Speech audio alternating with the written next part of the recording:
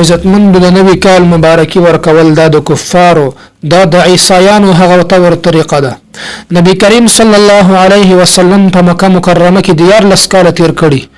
صحابه چرته نه دی ویل چې کال دې مبارک شه. که په کال باندې مبارکي نو حضور صلی الله علیه وسلم په مکه کې دیار لسکاله تیر کړي.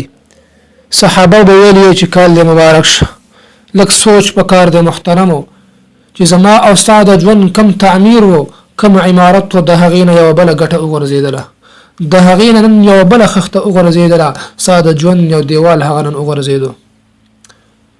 ستا نن ژوند کم شو نو آیا په ژوند کمېدو باندې خلک مبارکي یو بل ته ورکوي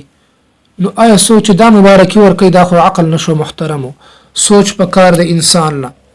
د ځان سره لږه محاسبه په کار د عزتمندو چې آیا ما د تیر کال نه را پدې خوا ما د شریعت څومره احکامات منلي دي څومره ګناهونه مې کړي دي آیا ما د نبی کریم صلی الله علیه وسلم د سنتو اتباع کړی او کنه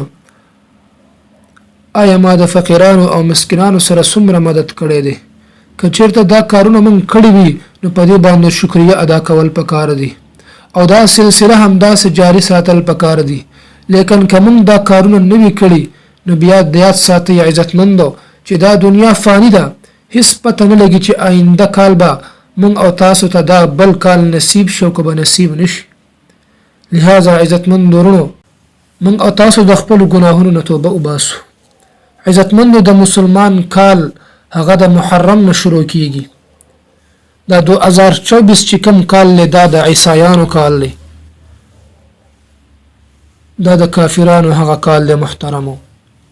اسلامي کال هغه په محرم نه کیږي او د عیسایانو کال هغه په جنوري باندې نه کیږي بلکې دا د عیسایانو کال دی نن سبا محترم اکثر خلک یو بل ته په موبایل باندې مبارکي ورکوي آتشبازۍ کوي د هغوی رسم رواج کوي بلکې داسې محفلونه کوي چې په هغې کې هجړاګان هغې له ډمان راوستلی کیږي دا عزتمندو د هغوی سره ښکاره مشابهت